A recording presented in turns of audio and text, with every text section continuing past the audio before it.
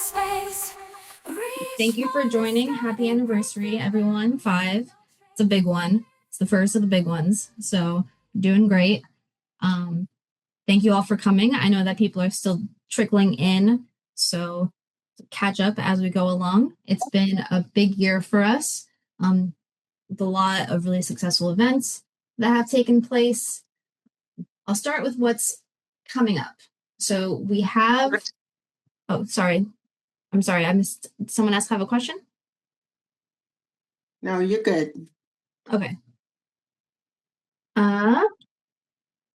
So I'll start with what's ahead. So we were able to put together a great panel for today that I'm really excited to MC with a lot of our members of the past into the present. So we'll have an exciting conversation around that. Looking ahead, we're also going to build out more of our all members meetings, including an exciting panel in January, and we're currently in the works of putting something together for International Women's Day. So all good things ahead, including our in-person events, such as we're putting something together for the SSPI Night of Excellence. So stay tuned for that. We are also going to have a event at Satellite in, I believe that's in March as well. So a lot to look forward to in the next year. And this year we have made some strides too in a couple of very successful in-person events. I know we had the breakfast in Paris. That was very well attended.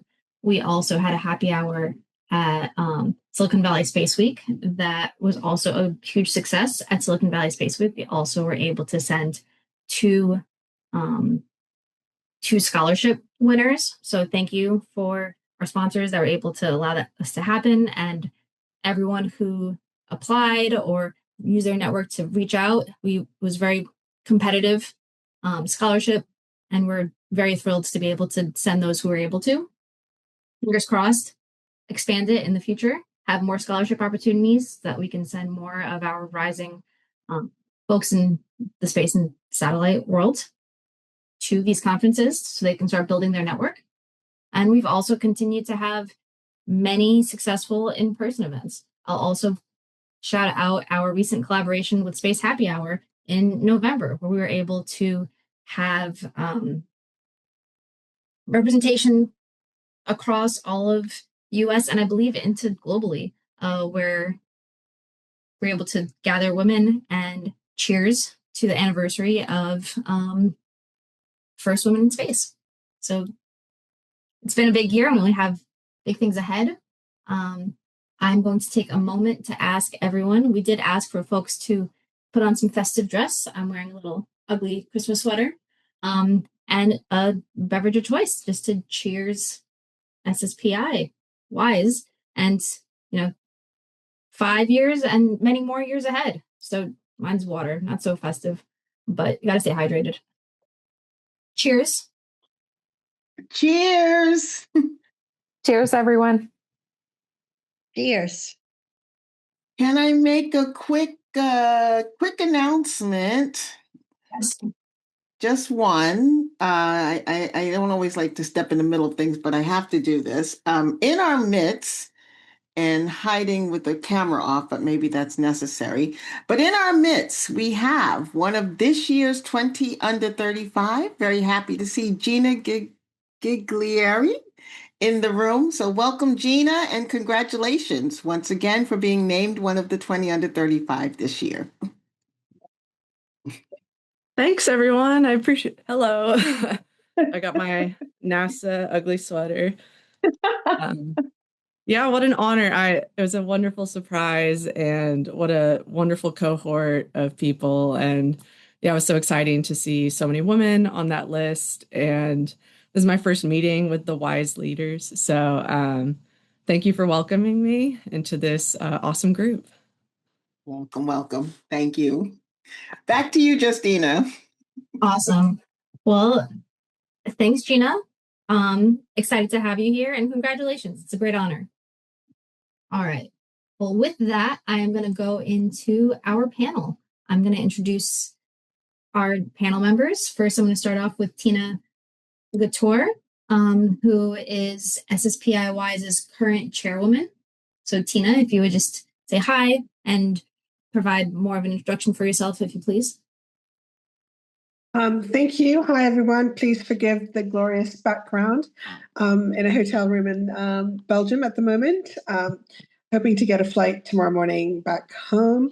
It has been a pleasure working with all of you. And in terms of a job, I have a few, but I'm currently working at Aerospacelab, heading up our commercial activities and running the U.S. operations.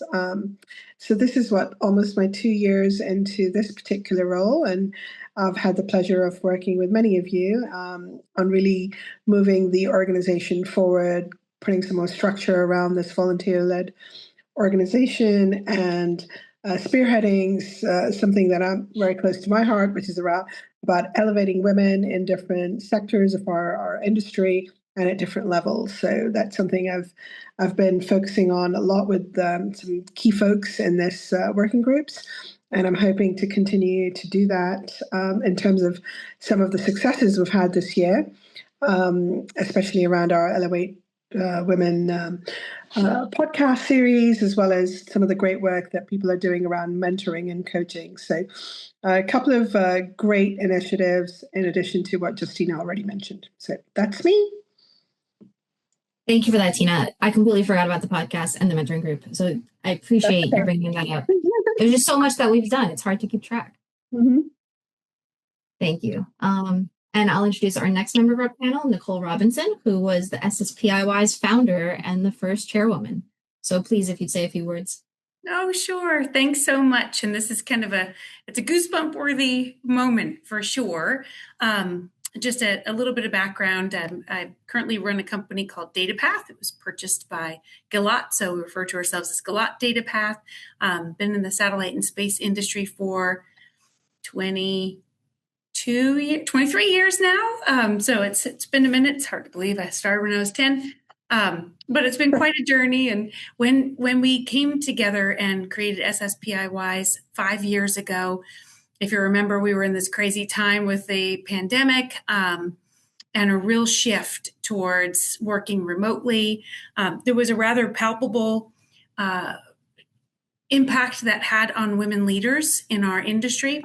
One way or another, we found that the majority of the women in our industry were doing the extra pull, whether it's for children that were at home doing the remote work, they were logging in, they were doing all these different things. And we felt a palpable draw away from women leaders in our industry and thought, we need to find a mechanism to reach out, to connect, to keep women engaged. That's why the E in WISE stands for it's women in space engagement. So it's a very important word. It's really about just staying connected, leaning forward, continuing to push through difficult times, find the next opportunity, continue to grow. And this group has done that in absolute waves. It's been an amazing 5 years. We thought we would just have a couple of folks interested initially, and it built and built, and the momentum has taken it to where it is now. I know personally a number of really incredible women in the industry who have been impacted by this group in such a positive, beautiful way. So this is great. And I love that you all put this together. Thank you so much, and looking forward to the panel discussion. Thank you, Nicole. Before we bring in our last panel member, I'd also like to give a shout out. I see that Tim Deaver with Mynaric has joined, who is a current member of the SSPI Board of Directors. So thank you for joining, and we really appreciate your support. All right, our last panel member, Debra Facktor, who was our past SSPI-WISE chairwoman. So Debra, if you please take a moment just to also say another few words. Yeah, thanks, Justina. And hi, Nicole and Tina and everybody. I can't believe it's 5 years. Like, where does the time go? And it's great to see everybody engaged and coming together. Nicole, as you noted the need during COVID to reach out and find a community, create a community, and bring people together all around the globe when everyone was kind of in this same situation of being alone and in outside of your the normal physical communities that we were all used to working in. So I was super excited. By the way, and that's when I joined Airbus U.S. It was the first week into the pandemic. So I was like, wow, what do you do? I operated for months just on my cell phone. So when Nicole had reached out to ask me to take on the chairwoman's role as the second leader, really had in my mind about creating something sustainable, and a lot of grassroots, a lot of volunteering, a lot of people with passion for a number of activities of mentoring and elevating women and STEM, so many pieces that bring up elements of our lives as leaders, and as women and as women leaders. And I had, first of all, I should say, and people who have heard me talk about this before, personally, I'm guided by my core values, and my two values are, if you narrow them all together, are pioneering and community. So the pioneering is the space piece, doing things that haven't been done before, innovation, entrepreneurialism, just being creative in whatever it is that I do or enable. And the community is all of us, our families, friends, space peeps, SSPI-WISE, WIA, SWE, whatever it is, AIAA, that bring us together. So the concept of a sustainable community from very much grassroots and people who might not have known each other, and having a way to continue that on, maturing through the SSPI organization, and formally having recognition and budget and sponsorships in a way that SSPI-WISE could play a very clear role in facilitating this community. And I was thrilled that Tina then took it over to continue that journey, because it is a journey. I don't view that it's just one activity or one program or one accomplishment that defines this or any other organization for that matter, but that continuity, the place to go, the place where we're comfortable, place where we can invite others in, where we can have tough conversations, where we can celebrate together. So super thrilled to be here at the 5-year mark. So thanks for inviting me. Thank you, Debra. So that leads in very nicely to where we were 5 years ago. What is one positive change you've seen for our industry since 2020? Where have we grown? This can be a question for anybody, so please step forward. Maybe a negative and a positive. So, in a negative, putting politics aside, of course, in the current administration, there was a retraction on DEI initiatives. And so I know many of us who have defense contracts or have any federal contracts at all, you've had to remove any DEI-driven language from employee handbooks, from the way that we're operating. And that's the case for Datapath. And it pained me to see those sections come out of our employee handbook, that it was not something that we could deliberately pursue in order to have a balanced view, balanced perspective, balance from a diversity and inclusion perspective. So I think that's on the negative side. We've had to find ways to overcome. We've had to find ways to highlight those who are often in the shadows in our industry, and again, use that E in WISE and really engage and make sure that we're doing the extra effort to reach out, to mentor, to educate, to get folks excited about what's going on in the satellite and space industry, and really try to hook the interest of our female leaders. So I've seen a lot of that. There's another maybe point on the positive side, a change I've seen in the last 5 years. Perhaps it's related to also, what we experienced in that remote environment where people were, your dog is coming across the screen or your kid's climbing on your lap or there's something.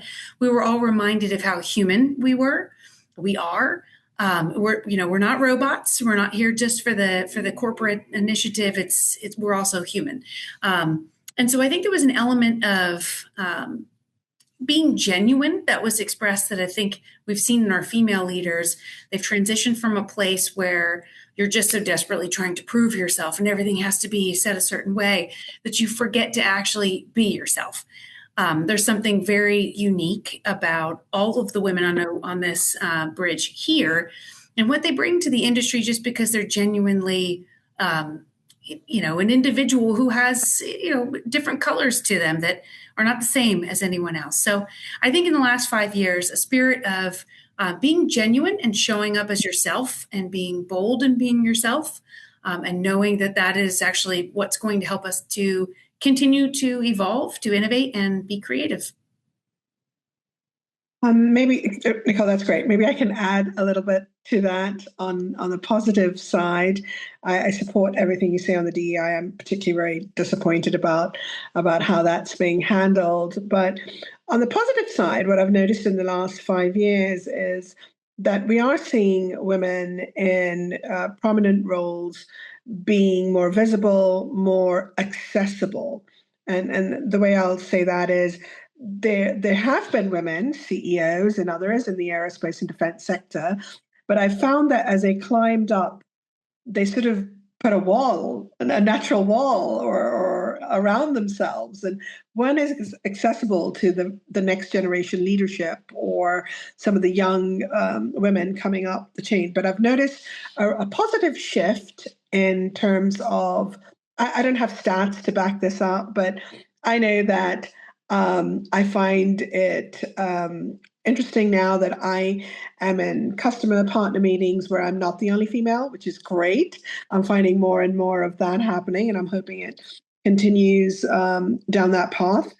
I also feel that some of our collective threats to the conference organizers have meant that we're not all just invited to a women's panel, but we have a real voice on a real topic and real representation around those key subject matters. And it's a real pleasure to sometimes look at a panel and, out of the 5, there would be 3 women. And I know hopefully in the next couple of years, I will not even be observing that because no one says, look, there are 5 guys on a panel, right? But I'm still saying, wow, there are 3 women on this panel, right? So I've seen a positive change in that regard. I am seeing women supporting more women, which frankly wasn't the case. As I was coming up, my mentors have all been men in our industry and supporters and, colleagues. So I think giving back to other women, I'm seeing more of a positive trend in that regard. And I hope we continue. We always support the really young ones new into the industry, but the middle managers get left behind. So that was one of my key pillars to focus on, hence the whole elevating women in different industries through this podcast, recruiting new members for leadership positions in working groups. Recruiting meaning twisting their arms in most cases. Thank you, Krista. Thank you, different people here, and agreeing to join. So I actually like to look at things in a very glass half full manner. So it's been exciting for me to see some of these positive changes. The world is starting to look a little bit better than I guess where I was 5-6 years ago, when it was, fight your way to the top and then hold that position, so that's what I was thinking. So it's thanks both of you for sharing, and so many things resonate. Thinking about the challenges with how we define our behaviors and our expectations in life, in the workplace, and how DEI concepts, and those words have been challenged. The best thing is all of us, I think, have found a way to, coming back to the values, to maintain our values and stick up for them. Just because there's a word or a label around something doesn't change who we are and how we behave and the behaviors that we expect of others, and how we set that tone in our teams, at work, in our various communities. And I think that's what I'm starting to see more is a reminder that again, comes back to the community, having a safe place, having a voice, speaking up, supporting, being supported, and having not letting go of the expectations, how people treat one another, what behaviors are acceptable. And it goes all the way down to raising kids or something, or what they see on the internet or what they see on the TV, and they go, oh yeah, that's okay, that's what I can do. No, but setting those expectations and boundaries, if you were, but really the behaviors of humanity and how we treat each other. And that's what I'm seeing very strong right now is a reminder that we are individually and collectively stronger than any word. I was really struck. I was in South Africa and Botswana and Namibia late October, early November, and if anybody has visited there, one of the words that they have is called Ubuntu, which means I am because we are. And that recognition and that gift was so strong and so prevalent. No matter where you went, you think, oh yeah, this is a great saying. No, this is like how they live and how they work with each other. No matter what community that you're in, is like recognizing that you're part of something bigger. And that can be with people, the earth, with animals, humanity in general. And the women are very much a concept of lift as we rise, collectively helping each other. And when you saw women leaders, the cheering that would go on for each other, I'm like, am I at a college football game? This is just awesome. We don't do that. In our culture, we tend to be more reserved and very, very formal, and have some unwritten behaviors that we're used to having in the workplace. In the U.S. culture is so different.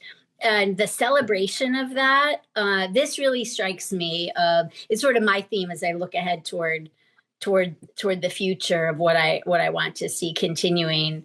But I think SSPI-WISE really has helped enable that, create that engagement, create that lifting as we rise, and that concept of Ubuntu. Well, thank you. And I love the concept of lift as we rise, which leads to another question that y'all put a great foundation around by looking at both the positives and the negatives, and just acknowledging the atmosphere that we live in today. So what advice do you have to adapt as a female leader in this current environment that we have in our industry? I can take a stab at that. Yeah. I just had, just had a meeting with our head of human resources, male, because the typical kind of situation in our companies. Anyway, I was reading him sort of the riot act gently because the stats on women in our company went down, and he was reminding me, well, we have the positives about offering longer leaves, etc. So then I had to back off my, why did that percentage go down and it should be going up kind of thing. So, but some of the things that I'm noticing in terms of just the workplace environment, and it really does vary, continent to continent. And I'm privileged in that the role I have is taking me in a work environment to around the globe, and I get to witness cultural differences in the work environment, but also amongst women, amongst the working teams as well.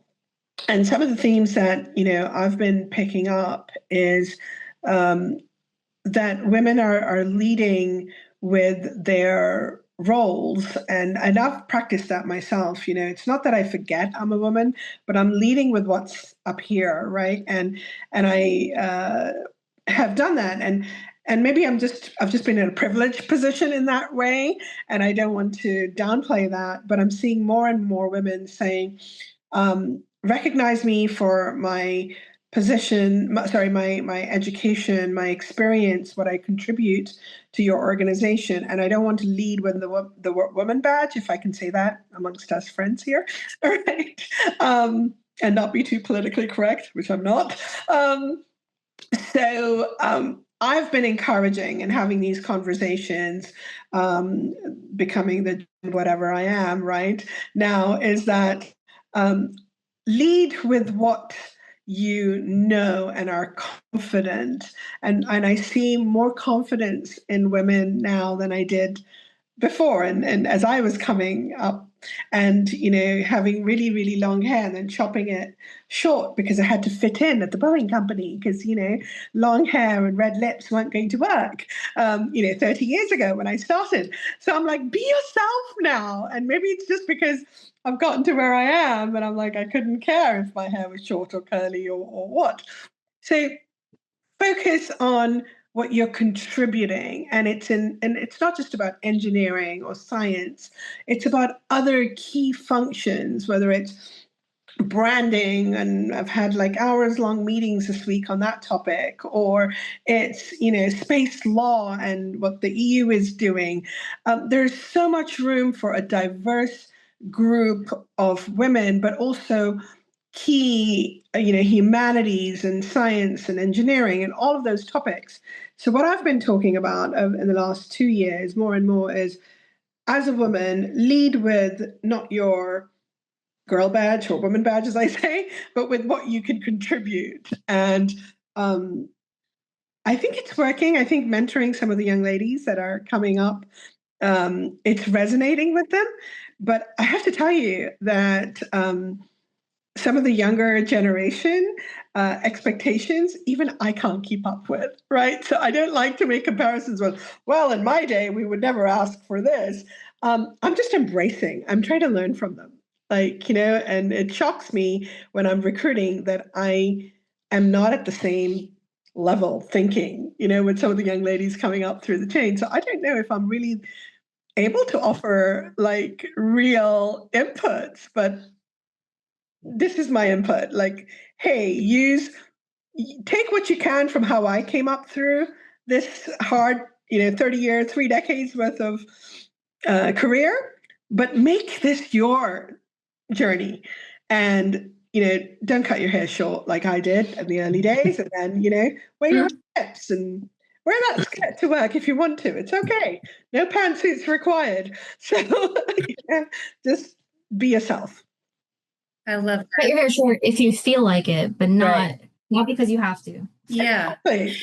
And, what Tina was saying there about focusing on what you can contribute, I think that's so powerful. And it is in a couple different ways. So in the industry, from a customer perspective, if you're focused on what is that end user's need, what is their mission requirement, what is their pain point, and you're listening, you're understanding, from a market perspective, you're going to be much more impactful. You will contribute much more when it's a thoughtful approach. So you're not just product on the shelf and you're pushing it. You're thoughtful. You're listening. You're trying to be mindful of where you can add value, where you can contribute. The same goes for business. I find that the people who really stand out in Datapath, and granted, we only have 150 employees here, but are those who stand up and they can say, what's in the best interest of the business?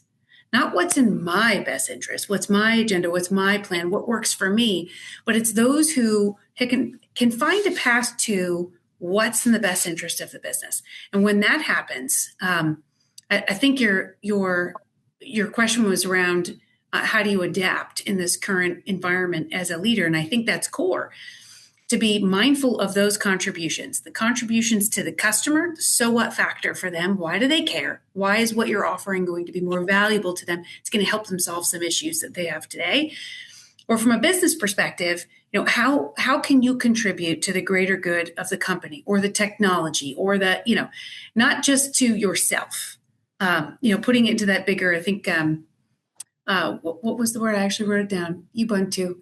Debra, I am because we are. It's similar to that. It's a very similar theme that's coming across as Tina's contribution. How is it that you can contribute and lift? I love all this. I think we're recording it too because there's a lot of good lessons here. When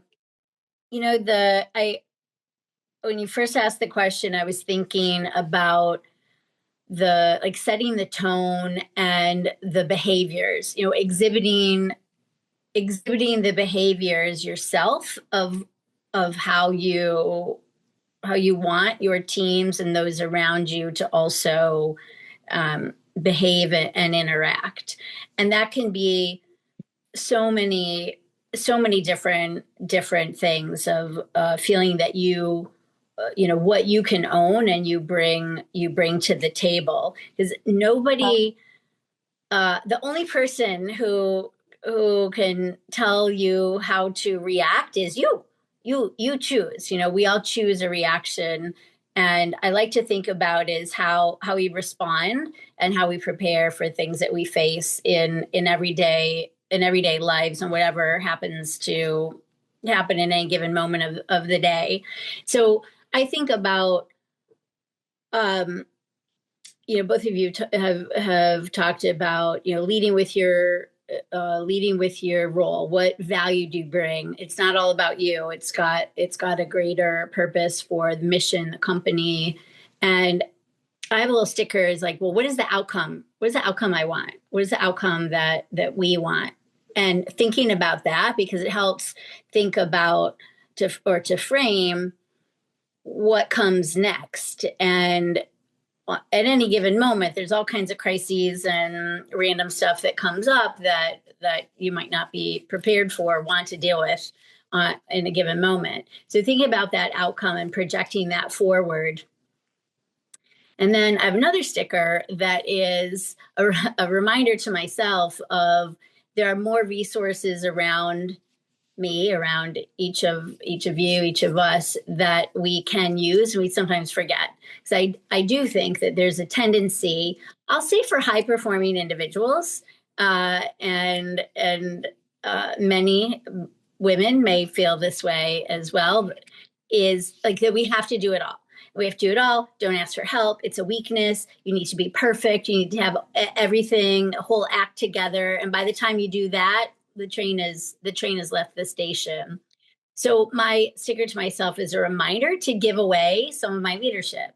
I mean, you have to share it and not, it will completely crush yourself with trying to get everything done. And then you don't have the energy, you don't have the patience, you don't have the good health.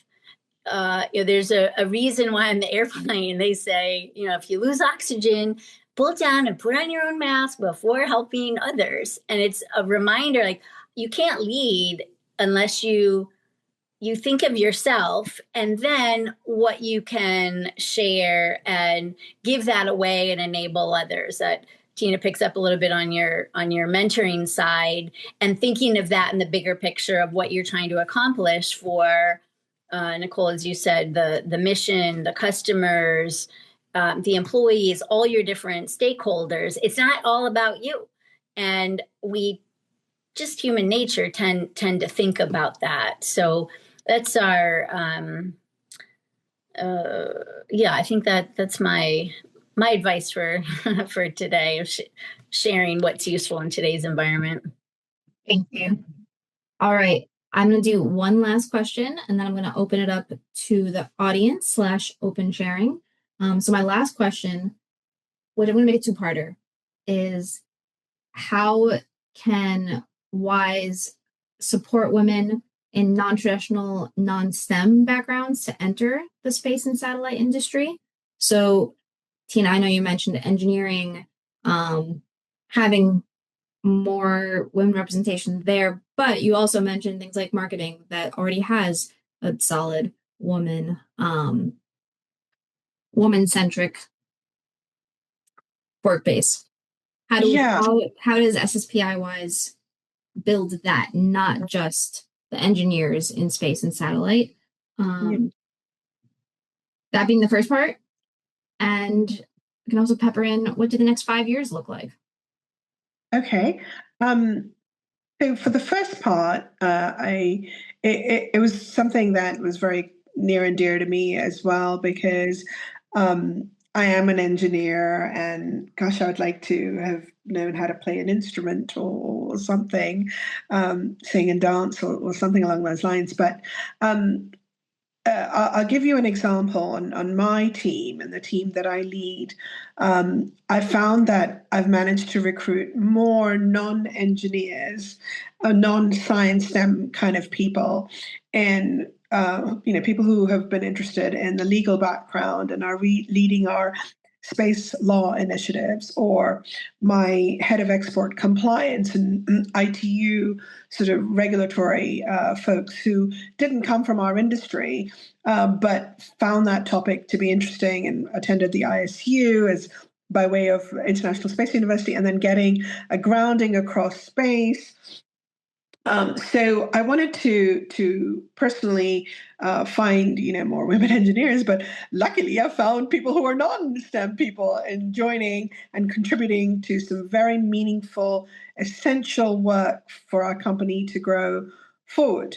And then at WISE, you've all heard me talk about, I want to highlight and elevate women who are from different backgrounds, different careers, but are leading, some amazing companies, whether they're, young women who've started, who are brave enough to start startups. And, Krista and Ari and a journalist who I recruited are helping us feature some of these women. And the reason I wanted to do that is to shine a light on women who are in our sectors that don't come from those traditional, I'm an aerospace engineer, I'm a doctor in science, or, I'm an astronaut, right?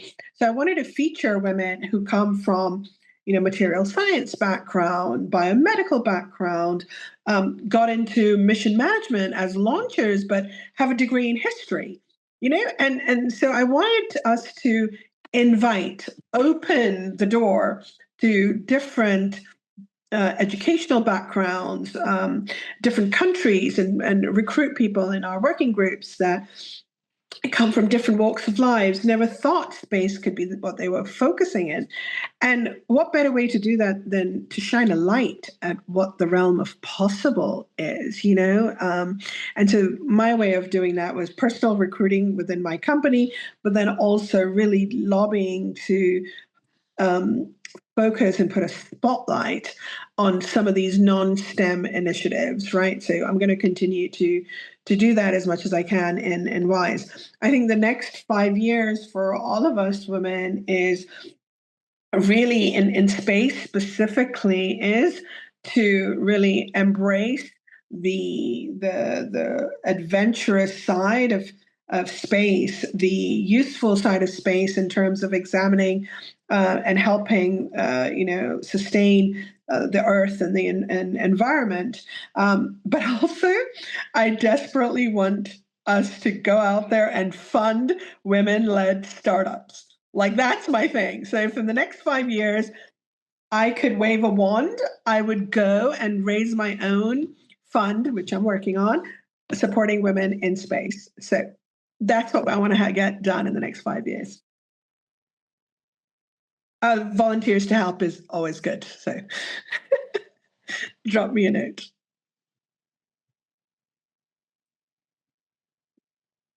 So first of all, thank you, Tina, for that outreach and the stories. I think they're amazing. And SSPI-WISE is the perfect platform for that. Is so often I'm asked that, by a lot of students too, who say, well, I like space, but I don't like math and science, or I'm not good at it, or whatever thing, or they don't know that they like space until they're later on their career journey and want to know how to get involved. You mentioned International Space University is a great multidisciplinary, multicultural experience for people to see how you need all kinds of functions in a space endeavor, in any endeavor, and bringing light through those stories is great, because it's much stronger and much broader outreach than one person's stories. One of the things I joke about sometimes is, so also as an engineer, so I didn't take I didn't take poli-sci, I didn't take sociology, I didn't take psychology. Guess what I do all day? Poli-sci, psychology, sociology. It's really about people and interactions, and everybody brings their own expertise to the puzzle. And to me, space, if you like space, be in space, or in our industry, or aerospace defense, and there's many ways to do that. And so the broader platform we can use for the interviews, the podcasts, great. I love it and support it. For the next 5 years,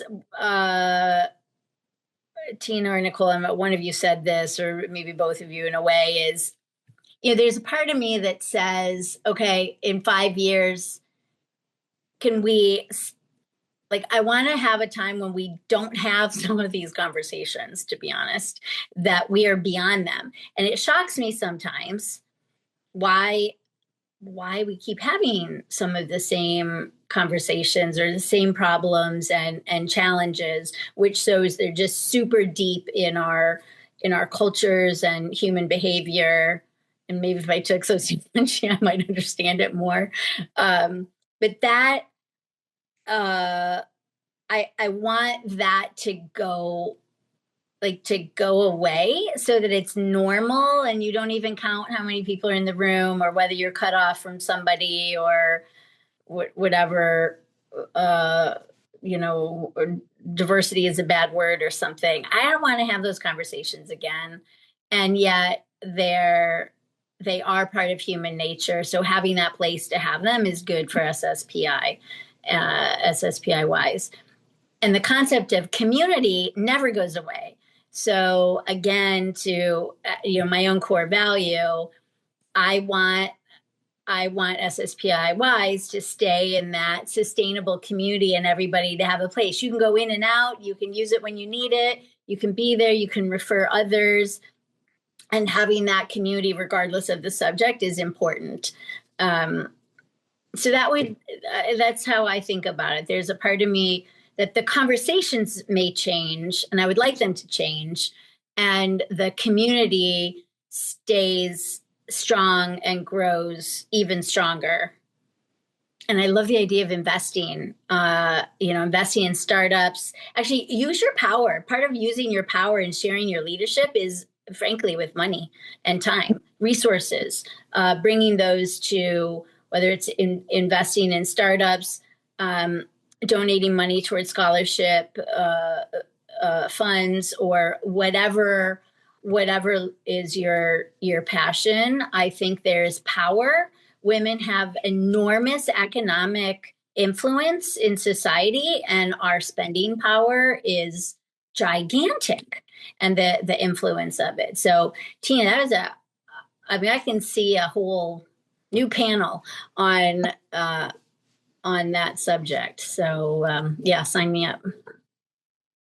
Yeah. These are such great observations here. I think on the first part from a STEM perspective, and it's been said here, and I think it's absolutely right. I mean, there's so many different roles and knowledge and expertise and contribution that this industry needs beyond engineering only. I mean, engineering is the backbone. Of course, we need to embrace that. And I think even for every role, whether you're in finance, you're in sales, you're in product, having a basic technical understanding is really important, because being able to have that translation between a customer's need or pain point and what are the sort of things that you can do to help solve for that. You don't have to be an engineer, but you do need to be familiar with the product. You do need to be familiar with the technology. It's the same. I have this conversation with our finance team all the time. I mean, when they're assigning and mapping inventory to different terminal solutions, they need to understand the relationship between those components and the delivery, and that, there's a lot more that goes into it than just that functional discipline. So I think there's room for all of the different functional disciplines. It's just that it is important to have a technical appreciation. I don't have an engineering degree, but I end up learning more about the technology than I ever had imagined. And I need to use it. I need to be able to apply it and have an understanding across the teams and with our customer set as well. But I would say, if there is, from a business perspective, because I don't think there are philanthropic leaders on this call here, maybe in your heart, but you've got a job. And at the end of the day, there's really two functions of any company. It's sales and sales support. Whatever role you're in sales or you're supporting sales. And if it's not one of those two, then it kind of goes back to our earlier conversation about how are you contributing to the best interests of the business? How are you contributing to an expansion of a technology to a broader customer set? It's sales. I know we think of it as a certain kind of way, but it's really about the advancement of our technology to the broadest community possible is sales. Otherwise, an idea, unadvanced is a dying idea. So I think it's when you think about all of the functions that are important, I do think that all of us wear a sales or a sales support hat, in addition to the technology being integral to what we need to be able to understand. 5 years from now, the theme here was looking back, looking forward. So if we, look back 10 years, 20 years, and, what's happened more recently in the 5 years that we've had SSPI-WISE and other initiatives, we have evolved, an unbelievable amount. And it's something we all can feel so proud to have been part of. 5 years from now, I really look forward to seeing that, really magnified in our industry.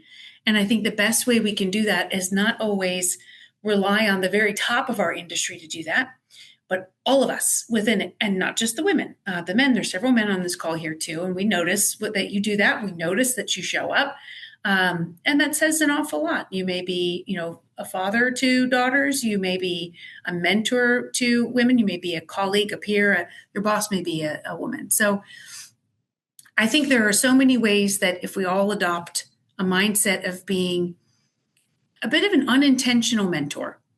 So just recognize that your behavior, your words, your inspiration, your example, whether or not you assign a mentorship title to it, someone's watching. They're observing how you're behaving. They're observing what's exciting to you, the way that you're enriching the industry, the way you're enriching the end user experience. And in 5 years' time, I think if we all take that on at all levels, in all functional capacities, we will have so much more to be celebrating when we do our 10-year anniversary of SSPI-WISE. Very inspiring. We have one question in the chat. So if you were starting your career today, what advice would you give yourself? Oh, we have two questions. Oh boy. Well, we'll start with the first one. What advice would you give yourself today? What would you do differently or the same if you were starting your career right now? Well, I think the environment is very different now. I think it's a lot more accepting of certain behaviors, certain life issues, certain inevitable things that happen. You find a partner, you may get married, you may choose to have children, adopt children, or not. Like, there are certain things that I think in the last few decades that in our industry are more, and I find myself saying this, like, more accepting, that we would hide before as we were coming through, whether it's we were feared to be passed over by a male colleague or something like that, right? You would kind of hide certain things. Do I wear my ring to work? Do I not? Do I? And I think women are getting more and more confident. So for me, now, if I was to start my career now, I would say that probably would challenge the status quo a little bit more than I did when I started, right? And it's not that easy to challenge the status quo when you're in a really, really big company. So maybe I should have started in a small company, but I started in a very, very big company. And I can honestly say that was the best training I received in my entire career, because once you break through a matrix organization in a large company and the politics that surround a large company, you can handle anything. So to myself, I'd say maybe challenge the status quo, right? If you're just starting out, even in a large company, don't join the company because you want a 30-year career there. Set yourself a limit. 3 years, I'm going to learn something, I'm going to move on. That's what I would tell myself.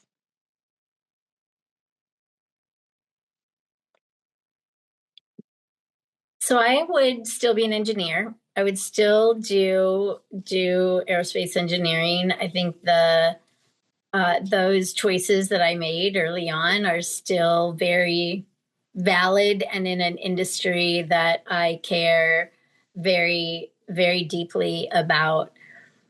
I think I would tell myself there was a lot of always feeling like, I don't know, like there were a lot of things to fight for, whatever it was, fight for your rights, fight to be heard, fight for a new technology. And that can be, it didn't necessarily have to be a negative context, but a lot of things, as I was very actively pushing the system. And I think I would tell myself, the reminder of work smart, not hard, because we all work super hard, but the harder you work doesn't necessarily mean it's going to be the outcome that you want. So the question I phrased earlier of, what is the outcome you want? Is it Hamilton? Listen more, talk less, and that active listening, you learn a lot, and not just assume that you know everything. There are reasons and contexts for whatever happened in history, right or wrong, good or bad. Just understanding that to know how your team or the company or the product got to where it is. I think that is super valuable to understand where to go next, and just fighting against it or getting mad is not going to solve anything. So the outcome you want, breathe, as you respond, reframe, listen, and work with all the resources you have, not just yourself. And Nicole, you'll be our closing words. Oh, well, I guess if I would go back and do things differently, I think I ended up getting lucky in a couple, if we're being honest, lucky in a couple different areas in my career. That if luck didn't fall my way, I probably would not have been afforded the opportunities that I had. So instead of, and here, let me be specific about that. There was and we've talked about this before, there's a Harvard Business Review study that talked about women in business are typically promoted on the basis of their performance, and men are typically promoted on the basis of their potential. And it's, the facts behind that are fascinating. And a lot of it just comes from within. And this is where I think, when I look back, probably about 20 years ago, you wait to be discovered. You wait for someone to look over your shoulder and be like, oh, well, that was great. Why didn't you share that? I think we find that all too often we're doing that. We're waiting for the moment. We're not bold in the room. We're not saying, I think I have something that would work really well for this, because we're self-conscious about it. We just want to be rewarded for a performance and be discovered, and then we'll promote. I had a mentor who didn't allow that, actually. Instead, he said, I think you're particularly good at that. Why don't you try, expanding to this particular area? And I was able to take on new jobs. So outside of marketing and sales, moving into more P&L related opportunities to deliver revenue for the company. And that's how I ended up as a P&L leader. And it wasn't because I threw my hand up and said, I have an idea. I want to try this. It was because I had a really pushy mentor who pulled me in that direction. So my advice to myself 20 years ago and to those out there now, in particular women in our industry, is don't sit quietly waiting to be discovered. Be bold, share your ideas. Don't be afraid if it's a terrible idea and it doesn't land. But that's the faster way to really see what you've got and explore your maximum potential in this industry. And this industry needs it. So that's what I would share. And I'm grateful for this. This was an amazing conversation. Thank you so much. I agree. This was amazing. And thank you all for supporting, participating, all the leadership that you've provided to SSPI-WISE over the year, coming up with the idea to have this group to begin with. Just thanks all around. And I know we're at time, and I'd love to continue this conversation, but I hope to see you in future meetings. Thank you so much. Happy holidays, everyone. Happy holidays, everyone. Thank you so much. Thank you. Happy holidays participating. together. Okay, bye. Thank you. Bye. Bye-bye. Thanks, Debra.